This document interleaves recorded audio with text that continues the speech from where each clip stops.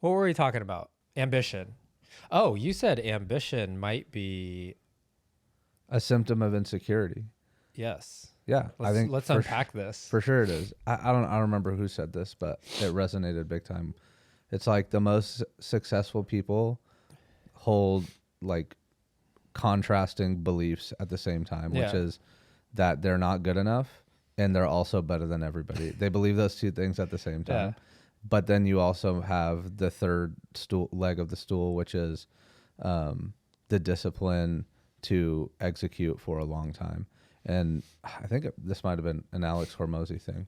And when he said it, I was like, oh, yes, these things. I don't know if they're true, but I certainly resonate with them.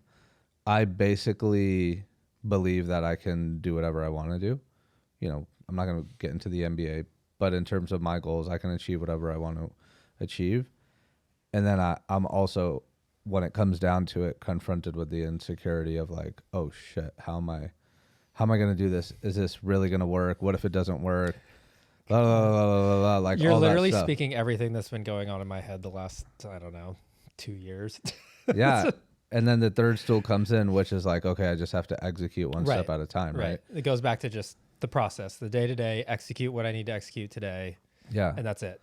You do that cycle enough times, then you just become like, you can see those emotions and see them for what they are and be like, okay, I know what I have to do, which is just keep moving. Right. It's also easier said than done to not seek validation in some form. Like, I'm not a validation junkie and like needing it from people so much anymore, but I do like the validation of, say, when somebody walks into the studio and they're like, oh, this looks beautiful, looks amazing. I guess in a way that's a validation from a person, but not about me particularly. It's just about the studio. But sure it it's is not kind of about about me. you? It is Yeah. about me then. It's about your work, which I know is, it's about my work that is about me. I want validation of synced, of my mic stands. Like, Yeah. yeah. Well, I think that's what we were talking about, which is like, you know, early on, I'll say for me, I used to think that I could meditate my way into an egoless life, right? Don't we all? I'm going to think get that? rid of my ego. And then you learn like it's not really, you're never really going to get rid of your ego because you're human. Yeah. And you're just going to learn to see it and relate to it and then hopefully harness it. Right. And so it's like, all right, you know, I know that I want the approval of others. We all do. We all do. It's just pure denial to say like, I don't care what other people think. It's like, okay. I mean, do you want me to like you for making that statement? Like, do you want me to think you're cool for making that statement? Like, we all want it at some level, and that's okay. That's how it works. I care as long as I know it's coming from a pure place from them and not like a projection of some sorts. Like if I can tell if somebody's like projecting something or it's an insecurity on their part and they're casting judgment against me, then yes, I don't give a shit what you're saying about me. Yeah. But if it's somebody that's pure hearted about it and it's something that like hits home and strikes my ego a little bit, then of course, yeah, I care. If I like someone and I respect them and I want to have a relationship with them and they're like, you're not worth my they're time. like, you suck. That hurts. Yeah. That hurts. Like, what am I going to do? Oh, fuck that person. Fuck that person anyways. And then I come up with excuses like, wow, they're not even blah, blah, blah, you know? They're not even doing this or whatever. They're not that great. Yeah, they're not that great. It's like, dude, you're relax. You're easy. hurt. It's okay. I'm having to check my ego right now of like sending out these DMs to people. I reached out to somebody this morning because the guy I met the other day, he was like, do you know anybody that's launched a product? And I was like, well, I know you, but the food thing was much different than this. Yeah. So I actually reached out to her this morning. I was like, I got to write this message of being like, I don't know what the fuck I'm doing. Can you help me? That's basically like the gist of it. Yeah. In a much more, Yeah. you know, a little more grace to myself in the message. But yeah, it feels weird to have to like write that. And then hope for their approval in the sense of, yeah, Logan, I want to help you. Yeah. Same thing with, I was thinking I have a newsletter that you should read. Okay. I'll send it to you after this. It's called the Operators Newsletter. It's probably the best e-commerce newsletter in the game. And then I'm really good friends with the guy who runs it. So if you get questions about it, like I'll connect you to. He used to run Shopify's, he was the editor-in-chief for Shopify's whatever. So he like, in terms of multiplier effect, in terms of people that know how to do what you're trying to do. Like this guy knows fucking everybody. Yeah. But we connected on a soul level, which is how I make friends. So, but what you were saying is, I was feeling the same thing with sales. I was telling Heather like a couple days ago, I was like, damn, in the last week, I'm like 0 for 3 right now. And I was like, this is really screwing up potentially going to screw up my close rate. I don't like this. We need to pause for a second because your white shoes are blinding me. Are these new? They are. They are new. I love them on you. Thank you. Those are actually my favorite style of like sneaker shoe. I'll have a story for how these shoes came to fruition. I'll get there. All right. Anyway, back to your sales. You're over 3 right now. So I'm over 3, and one of my mentors who learned from his coach this thing about being above the line versus below the line. And so when you're below the line, you're in basically fear. Should do this, have to do this, versus being above the line, you're open and you're curious. And so I recognized that I was below the line. I was like, am I like, is my pitch not working anymore? Is the market not responding to what we have? Like, are competitors better than us? Like, why am I not closing a deal?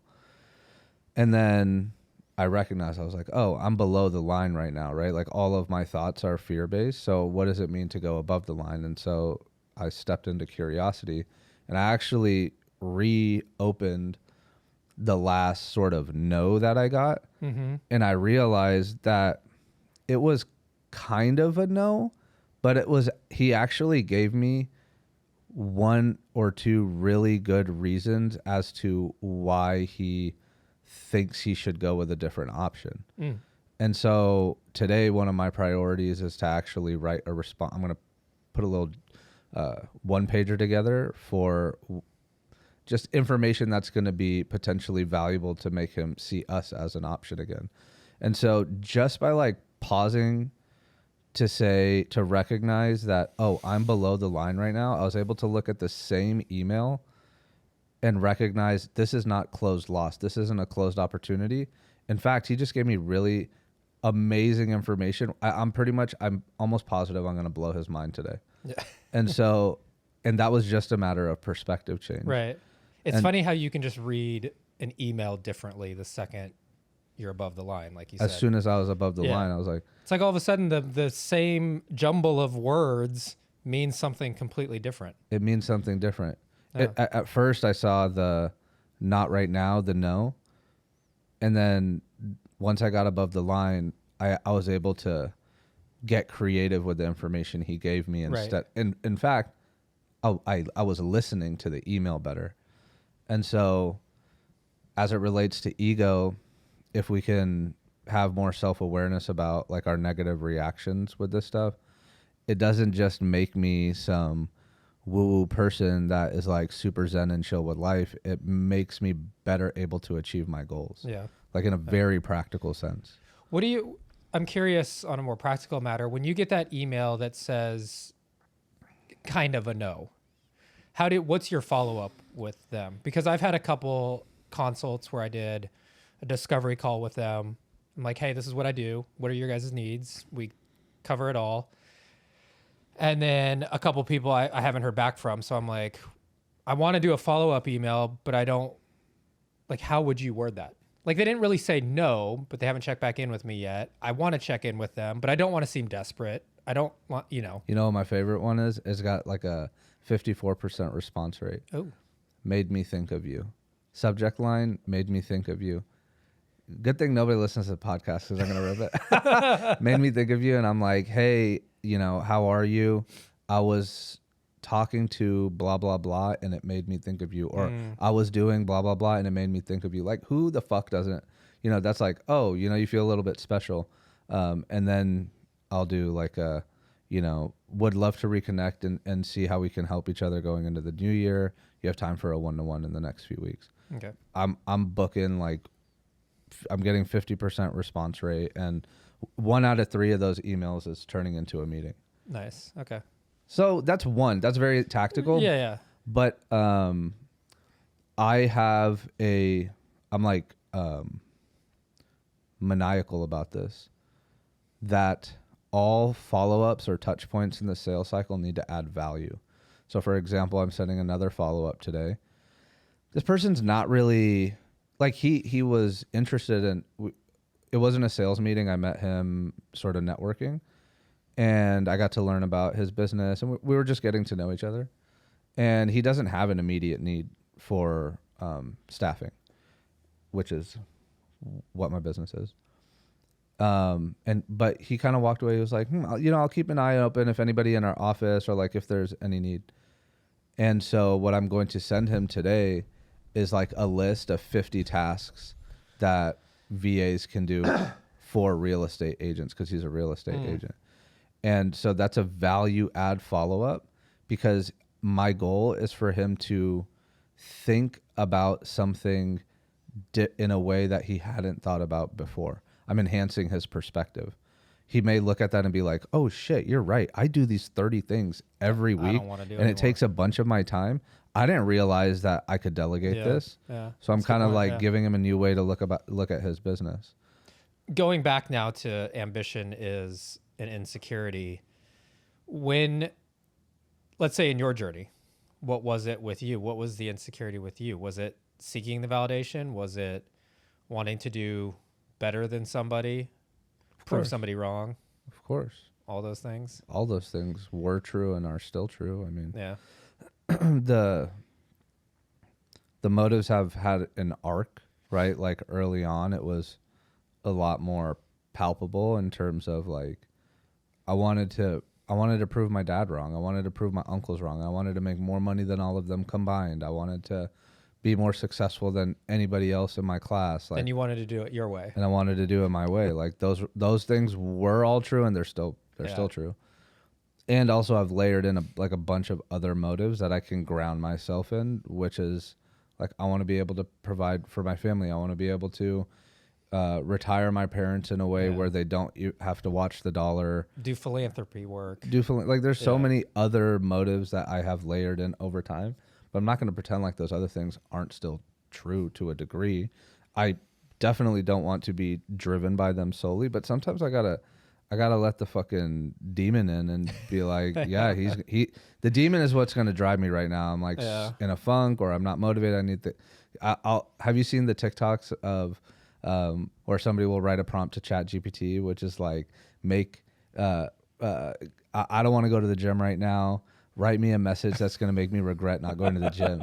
So I've done that a few times, and it's hilarious. Really? It's so good. I would have to do that. And so like I do that without Chat GPT, just mentally. I'm like, okay, I need to find something somewhere, and so I'll tap into the dark place and the dark motives there, and that's fine. I think we all have it. That like every you can use it to your advantage for sure. Yeah, use it to your advantage. So. You have to use it. It can't use you. The funny thing about all of this, though, is like almost every successful person is like, once you achieve the thing that you think is going to be your aha moment, like there's never an aha moment. No. You get 50 mil deposited into your bank after you sold your company, and you're like, hold on a second, why is everything the same right now? Yeah.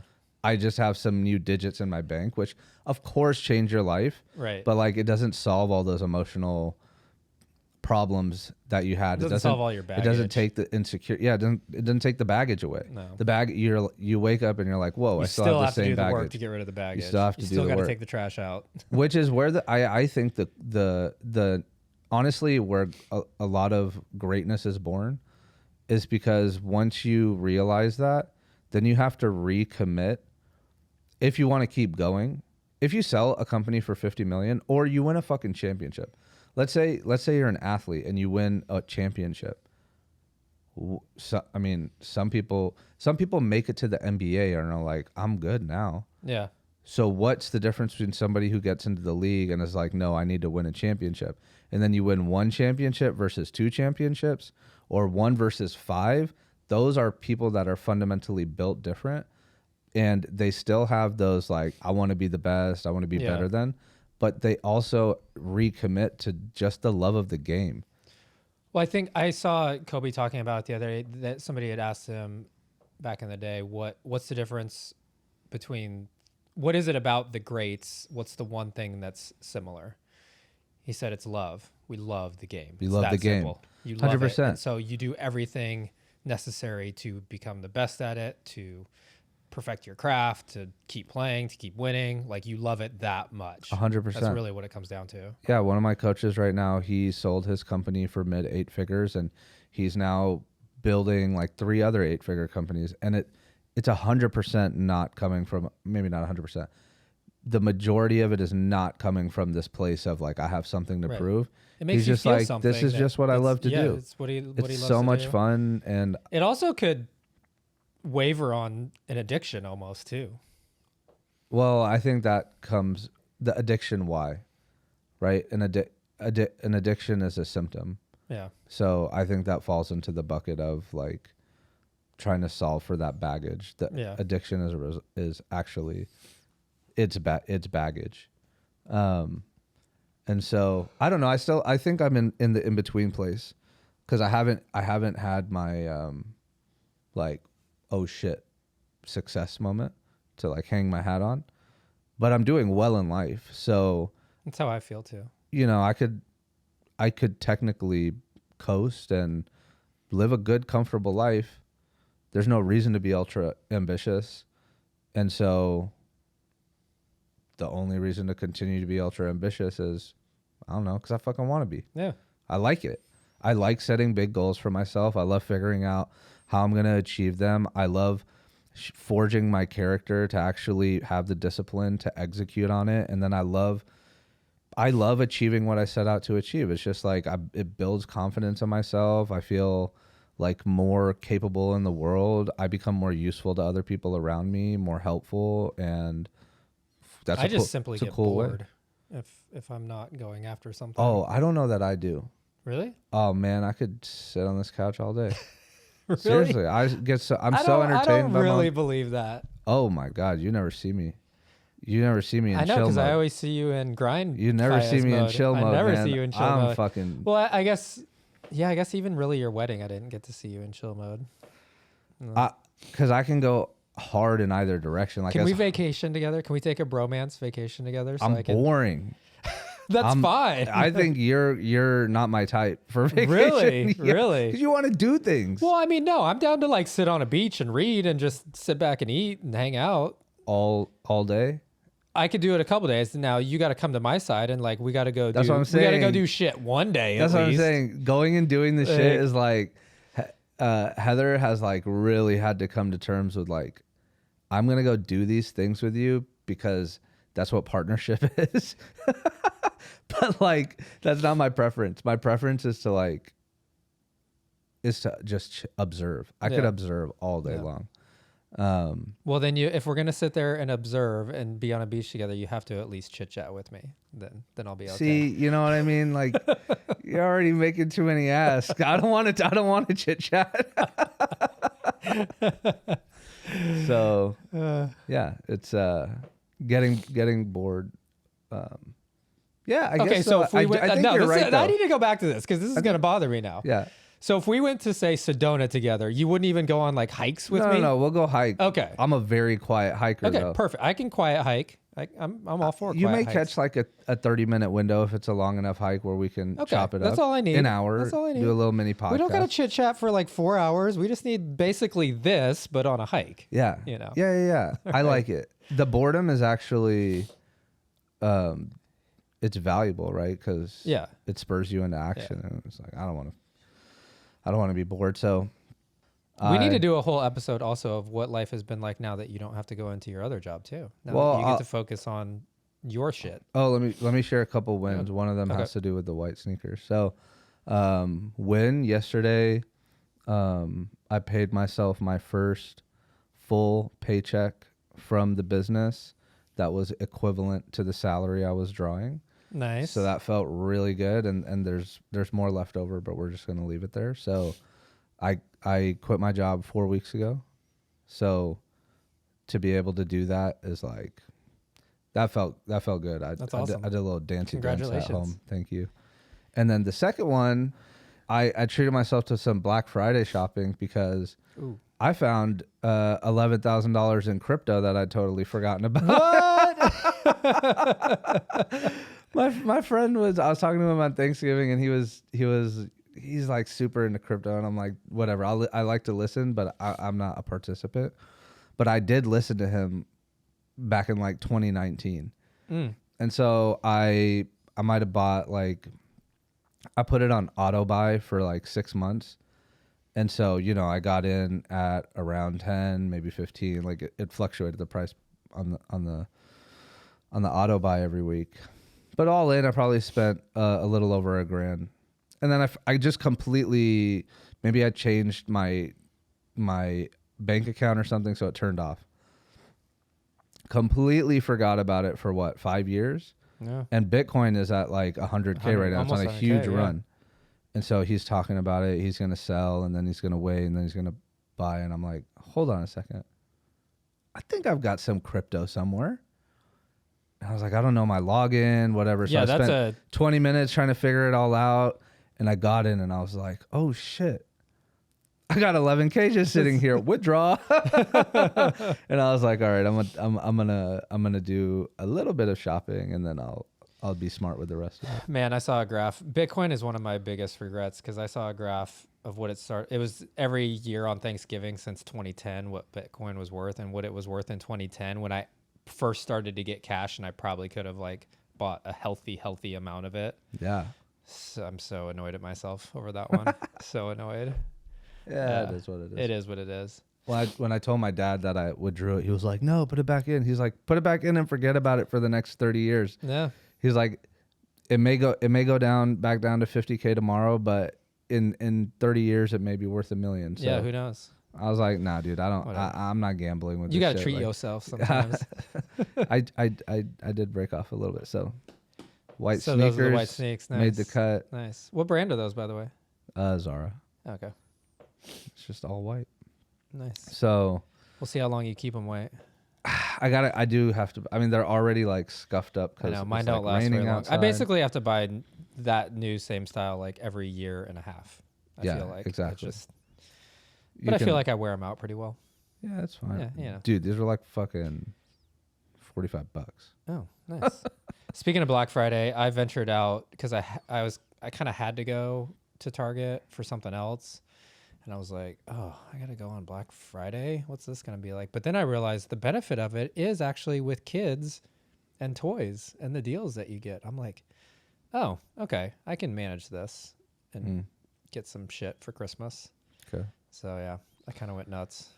Yeah. Yeah.